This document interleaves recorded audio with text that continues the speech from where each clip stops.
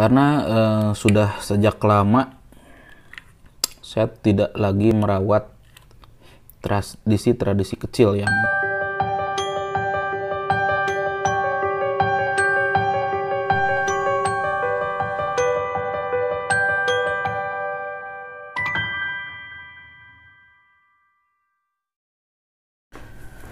Sampurasun Baraya. Ini kopi kedua di hari Sabtu ini. Kopi Arabica Gayo jantan. Dan di malam minggu ini saya coba buat membuka obrolan karena sudah sejak lama saya tidak lagi merawat tradisi-tradisi kecil yang dulu sering saya lakukan, yaitu menulis ya, atau lebih tepatnya blogging. Bahkan di tahun terakhir ketika menjelang studi saya selesai, saya sempat menulis dalam sebulan itu sampai 37 tulisan. Artinya bahwa dalam satu hari saya bisa menulis 1 atau 2 artikel. Sampai selanjutnya selama 2009 sampai 2014 itu saya fokus blogging, sehingga saya juga cukup bangga mendeklarasikan diri sebagai blogger. Nah, tapi kemudian kesini ketika sudah punya anak ya, tuntutan keuangan lebih besar lagi tanggung jawabnya ya, akhirnya saya harus harus mencari kerja. Dan memang sejak 2014 saya sudah mulai mengurangi. Padahal sebetulnya itu menjadi salah satu jalan pembuka untuk berjejaring ya. Mencoba passion yang saya lakukan. Walaupun ya tetap sih sebetulnya saya tetap nulis ya. Bahkan di 2020 terakhir saya tetap mengirimkan tulisan saya ke media, walaupun tulisan-tulisan yang tidak dimuat tersebut tidak saya parkirkan di blog lagi gitu ya, karena memang karakteristik atau gaya selingkung menulis artikel untuk media massa dengan gaya selingkung menulis untuk blog itu berbeda. Salah satu atau beberapa tulisan saya yang cukup serius ya, itu justru yang mendapatkan pengunjung tetap ya di blog saya.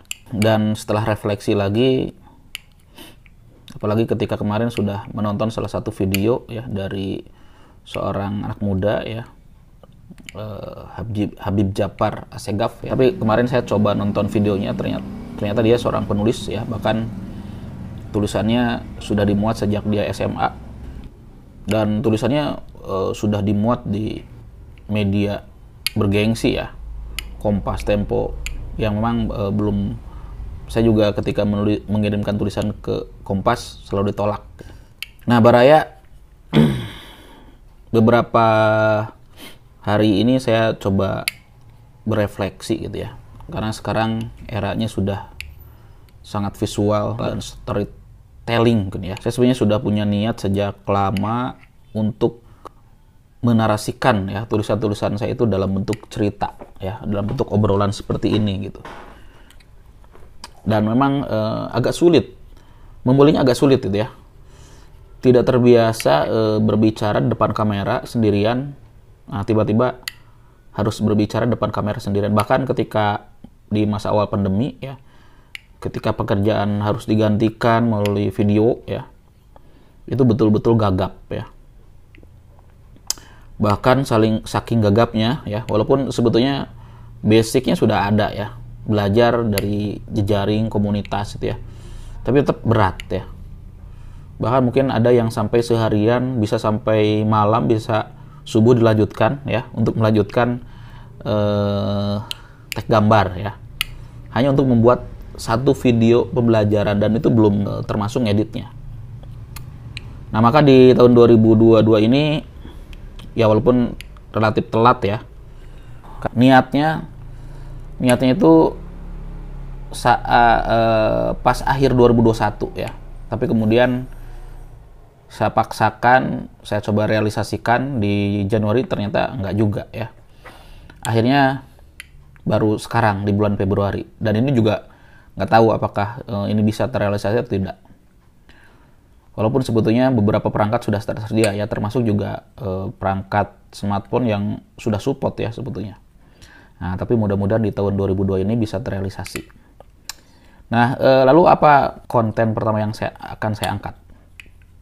Itu tentang konten receh. Nah, nggak tahu apakah ini bisa saya ceritakan atau tidak ya, konten receh itu seperti apa. Tapi melihat fenomena sekarang ya teman-teman, Baraya, Sadayana, memang konten receh ini menjadi tren ya. Bahkan mungkin yang paling gandrung, bahkan orang-orang juga betul-betul bertekad ya, meniatkan untuk membuat konten receh. Demi apa? Ya demi eksistensi. Demi apa? Demi narsis. Demi apa? Ya demi receh lagi gitu ya. Bahkan mungkin ujungnya bukan receh lagi ya. Tapi kumpulan receh-receh itu sehingga menjadi menjadi isi dompet yang tebal mungkin ya gitu. Nah, tetapi ya ini menjadi bagian yang tidak terpisahkan ya dari dunia sekarang ya, dunia digital gitu. Nah, teman-teman, itu saja untuk konten, bisa dikatakan ini konten pertama obrolan saya ya, yang terkait dengan apa yang akan saya lakukan di 2022 ini. Ya, saya juga harus ikut tren ya. Bagaimana saya bisa mempopulerkan apa yang saya pikirkan, yang tadinya melalui tulisan ya di blog atau tulisan di media massa, mungkin sekarang dengan bahasa obrolan seperti ini ya. Saya coba berusaha agar apa yang saya tahu itu bisa bermanfaat ya. Walaupun sedikit, walaupun pengetahuan saya sangat sedikit ya, sangat minim itu. Itu saja, terima kasih ya. Assalamualaikum.